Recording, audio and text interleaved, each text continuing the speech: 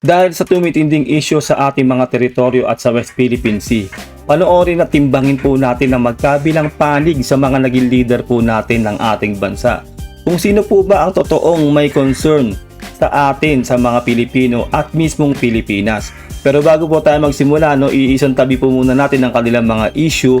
Magpo-focus po muna tayo dito po sa ating topic tungkol po sa palagay po nila at sa mandato nila tungkol po sa West Philippine Sea. Bago po tayo magsimula, kung di ka pa nakasubscribe, mag-subscribe ka na para updated ka kapag naglalabas tayo ng ganitong reaction video. Simulan na po natin to. Let's do this. There is nothing as West Philippine Sea. Wala po yun. That is a creation by us. Sa totoo lang po, kahit nabasahin mo yung ating mapa or what, there is no West Philippine Sea. Di ba po, nakita nyo naman po ang sinabi dito ni Senator Marcoleta, na wala daw pong West Philippine Sea. Ito po, sabi ko nga po, ilabas po muna natin yung mga issue nila. Magpo-focus po tayo kung ano po ang mandato nila o anong palagay nila, dyan sa West Philippine Sea o dyan po sa ating mga teritoryo. Timbangin po natin ang both side. Kung sino po ba ang talagang merong concern o talaga pong patriotic sa ating mga leader. Hindi po to invento nakikita nyo naman po may video. May ebidensyang may video. Nakakalat po to sa internet. Ito po talaga ang tunay na nangyayari at mga sinabi nila. Ano ba talaga ipagpapatayan natin dito? We will offer our lives, including the lives of our children, and to die for it. For something that is not even within our EEZ? Well, yung sa akin, sabi niya, kung yan daw, magpapakamatay ba raw ba tayo dahil lang dyan sa, hindi nga daw kasama daw dyan sa EEZ daw natin, di ba? Na which is, hindi naman talaga kasama yon dahil hindi nga po yan dagat. Actually, nasa national anthem po natin yan, di ba? Ang mamatay ng dahil sa'yo. Gagawin po natin yan dahil po yan po ay parte po ng bansa natin. Kung kinakailangan, kung magkatotoo na magkaroon po ng digmaan, kailangan po natin gawin yon. Kung ikaw ay maka-Pilipino o Pilipino ka, ganoon dapat ang gawin mo. Ang mamatay ng dahil sa inang bayan. Dapat lang po yun, ipagtanggol natin ang ating sariling bayan. Ganoon po. Hindi lang po dahil po dito sa issue na to, tungkol po dito sa teritoryo natin dyan, sa KIG o sa Pag-asa Island, talaga po makikipagpatayan po talaga dapat tayo. Ganun po, dahil po unang-una, nasa lupang hinirang po yan, di ba? Ang mamatay ng dahil sa'yo, ang inang bayan natin. Di ba? Dapat lang po natin gawin yon. Kung ikaw ay Pilipino, dapat hindi ka mag-uurong ng iyong kadakilaan para sa iyong inang bayan. Ganun po yon. Ngayon po, nakita nyo na po, ang mga statement po dito ni Senator Marcoleta mula sa poll at yung latest na po na talaga pong putok na putok ngayon, ito pong sinasabi niya na i-give up na lang daw ang KIG o ang Pag-asa Island. Unang-una sinabi niya walang West Philippine Sea. Tapos ngayon po ito sinasabi niya ngayon ipamigay na lang ang KIG. Ang gawin natin po para madali, i-give up natin yung KIG. Kaya nga sabi ko, why are you so sparing? Gusto ninyo, gawain na lang ninyo kaming province, Fujian, pati Philippine Province of China. Di wala tayong problema. Grabe Tabo, kumbaga sa akin isa kang leader ng bansa, 'di ba? Tapos ganun yung sasabihin mo. 'Di ba? Gawin niyo na lang kaming probinsya, 'di ba, ng China. 'Di ba? Natawa nga ako sino man tong tekbang to, natawa, 'di ba? Hindi mo pwedeng kasi sabihin na nagpapatawa siya. 'Di ba? Lagi niyang sinasabi biro lang. Puro ganun yung sinasabi ni ex-President Duterte, biro lang.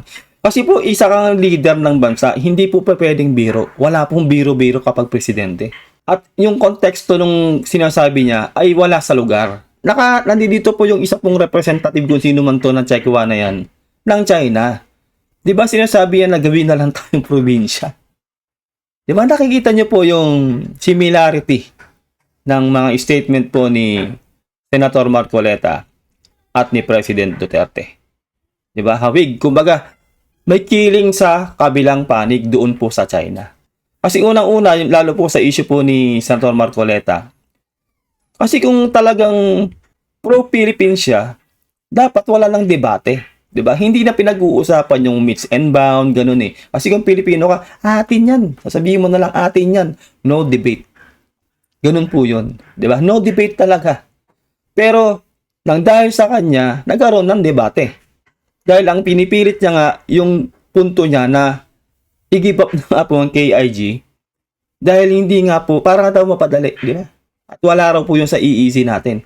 Di ba? Kaya po, ito po talaga yung mga issue ngayon eh. Di ba? At nagre-reflect lang po kung saan po nanggagaling din si Senator Marcoleta. Ito po, shadowing ng ating ex-president Duterte. Wala pong pag-iimbento dito ha. Nakikita nyo may ebidensya. Video po yan na sinabi nila. No, kaya forever na po nasa internet yan. Kaya hindi na po tayo ngayon maloloko ng tao. Diba? Nang basta-basta. Dahil lahat po tayo meron na pong internet. Diretso natin to. Kayong mga Pilipino nakikinig ngayon, boundary lang, tubig lang naman, hayaan mo yan. Tayo daw mga Pilipino, no? Hayaan daw natin ang tubig na yan. Boundary lang daw yan. Diba? Yung tinutukoy niya na yan, diba? Yung West Philippine Sea. Diba? Ito po ba ang presidente natin, no? Actually, nung mga panahon po na to, talaga pong yung pamilya ko dyan sa Pilipinas, binoto po yan, si Duterte. Talagang bilib na bilib sila noon eh. Diba? Talagang grabe, grabe. Tapos, yung tumagal, diba? Parang budol pala, no? Ito po yung opinion ko lang, no? Parang nabudol po ang maraming Pilipino. Dahil po, syempre, diba? Ganito po, isang leader po natin eh, presidente natin, diba? Halos isuko tayo sa China. Sinabi, gawin na tayong probinsya. Tapos ito po tubig boundary lang daw po yan. Ibigay na rin po daw yan. Sabi niya ng ating ex-president, di ba? Nakakadismaya. Insist on Philippines, previous Philippine Sea. Karami ng dagat natin, di ibigay na lang. Oh, sige, iyon na yan. Grabe, no? Ganon-ganon lang pamigay, no? Parang, di ba, nag-e-echo talaga yung ginawa ni Senator Marcoleta sa ginagawa o sinabi ng ating dating Pangulong Duterte, di ba? Sabi niya, pinamimigay niya yung West Philippine Sea. Tapos ngayon po, pinamimigay ngayon ni Senator Marcoleta yung KIG, di ba? Po, similar ang kanilang pattern. Di ba? Talagang nakakiling po sila sa China. Kaya sana po ay mamulat po kayo, no, na sa katotohanan, hindi po to pangbubuyo Hindi ko po kayo ginagatungan na ay dapat ganito gawin nyo, ganito. Hindi, kasi talaga ito po ebidensya to eh. At may naman kayo, may free will naman kayo mag-research at talagang sumuporta ng gusto nyong suportahan. Pero tayo po ay nasa issue lang po tayo dito ngayon tungkol po sa West Philippine Sea at sa ating mga teritoryo. Doon po tayo nakapokus. 'Di ba? Sabi ko nga, 'di ba, isang tabi muna natin yung mga issue nila, kung ano man mga issue nila, mga kaso nila, kung ano man, 'di ba? Ang pag-usapan natin dito, ito pong pinapanood natin. Yung mga sinasabi nila, yung mga saloobin nila tungkol po sa ating teritoryo at sa West Philippine Sea. 'Di ba? O review ko ulit kayo, 'di ba? O ulitin natin. Si Senator Marcoleta, sinasabi niya walang West Philippine Sea. Tapos yung latest lang na sinasabi niya, i-give up na lang daw ang KIG o Pag-asa Island. Na ang dating sinasabi naman ng ating ex-president, 'di ba, na gawin na raw tayong probinsya ng China. At sinasabi niya itong West Philippine Sea naman, 'di ba, na ipamigay na lang din daw sa China. 'Di ba? Ganun po katindi. Ganun po katindi kung naiintindihan niyo po yung gusto kong ipahatid sa inyo. Magsuri po kayo ng mabuti. Ganito bang mga leader ang dapat nating sundan o talagang iboto o lahat na? Hindi natin mararamdaman yung pagka-Pilipino natin eh. 'Di ba? Bagsak ang moral natin. Kung dati nabubulag tayo ng mga matatamis sa salita nila na yung angas, yung mura, 'di ba? Yung ganun eh. Iba yung dating sabi natin, 'di ba? Ay yung tong magiging presidente natin, ang angas, kakaiba siya, 'di ba? Doon tayo na tayo doon eh. Pero pagdating ng huli, 'di ba? Tayo rin ang kawawa dahil 'di ba? Nakita niyo naman yung epekto. Talagang binobomba tayo ng tubig ng China, 'di ba? Sa sarili natin teritoryo, sa EEC natin. 'Di ba? Binubuli-buli tayo, winamatar kanon tayo. Alam niyo na po 'yan eh. Kaya mag-isip po kayo mabuti. Di ibigay na lang. Oh, sige, iyon na yan. Let me be clear. The Philippines remain O ito naman yung side naman ng kabila para matimbang natin. Sabi ko, ulitin ko sa inyo, wag kayo munang tumingin dun sa mga issue nila. Alam ko lahat po yung apat na yan na magsasalita, may mga issue sila. Pero ang tingnan nyo kung paano nila itrato ang ating teritoryo at ang ating West Philippine Sea. steadfast in protecting our rights and entitlements in the West Philippine Sea by upholding international law, particularly the 1982 UNCLOS and the 2016 South China Sea Arbitral Award. We categorically reject attempts to undermine our sovereignty, sovereign rights, and jurisdiction through coercion or disinformation. Our approach is anchored on legal clarity, diplomatic dialogue, leveraging partnerships, and the peaceful settlement of all disputes. Nakita niya, sabi ni Romualdez, di ba? Ganun po eh. Di ba? Kumbaga malinaw yung kanyang pagkakasabi sa mga gusto niyang ipahatid tungkol po sa ating mga teritoryo at sa ating EEZ o sa West Philippine Sea. Actually ako po aminado rin ako sa inyo na hindi ko rin po siya gusto. Itong si Romualdez. Aminado po ako dyan. Pero ang punto po natin dito, yung mga leader po natin na pag sinabing tungkol po sa ating bansang Pilipinas o sa ating teritoryo ay naninindigan sila na ipaglaban ng ating teritoryo. Saludo po ako sa mga ganun. Kaya nga sinasabi ko nga sa inyo, no, isang tabi natin muna yung mga issue nila. 'Di ba? Focus po tayo kung sila ba ay ipinaglalaban po ba ang ating soberanya o ang ating EEZ o ang ating teritoryo o mismong Pilipinas. 'Di ba? Nakita niyo yung sinabi ni Representative Martin Romualdez, 'di ba? Na ganun yung mga gusto niya. Natagang straight to the point na walang pagbebenta ng ganito, 'di ba? Walang i-give up. Yun po yung sa atin eh. 'Di ba? Kaya tumimbang kayo. No, tumimbang kayo sa ating mga naging leader. No, hindi nyo man siya gusto, pero dapat isipin nyo yung issue. Kung Pilipino ka, dapat para sa Pilipino ka. Tapos yung mga nangyayari na nag-e-echo lang, 'di ba? May ine-echohan ka. 'Di ba, na wala kang sariling paninindigan, gagawin mo lang yung gusto ng iyong naging leader o yung iyong sinusunod, 'di ba? Para sa akin, mali po 'yun. At sa akin, wala talaga nang dapat debate o wala nang dapat pag-uusapan pagdating po sa kapakanan po ng mga Pilipino o sa mismong Pilipinas. Kapag po sinabing West Philippine Sea, atin po 'yan. No debate.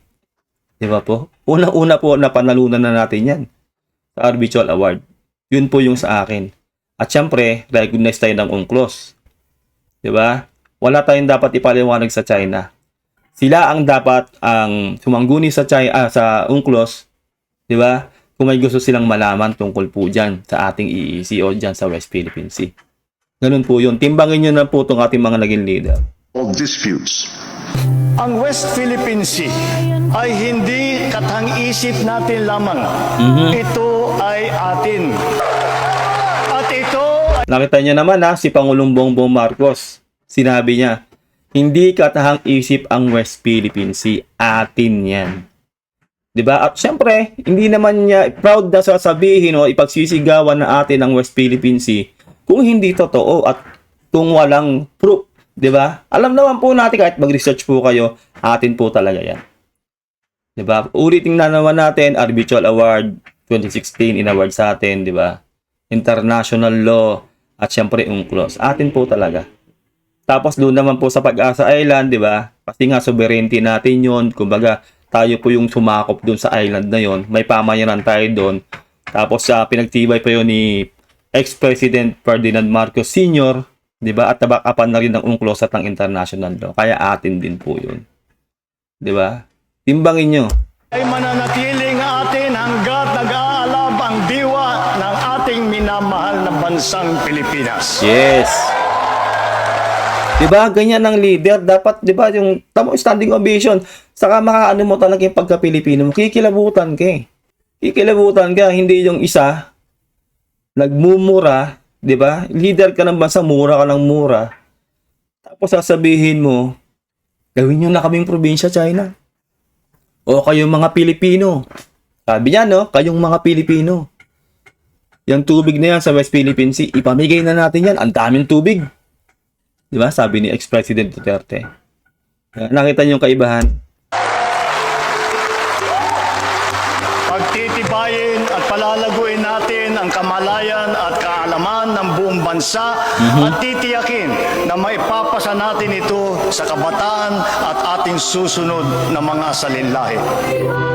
Grabe po yun, no? Yung sinabi po na yun ni President Bongbong Marcos. Diba? Mararamdaman mo talaga yung pagka-Pilipino. Hindi po sa bias, ha?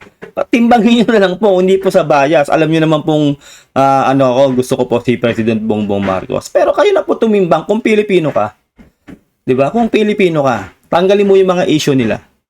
Saan ka? Doon sa ibebenta tayo?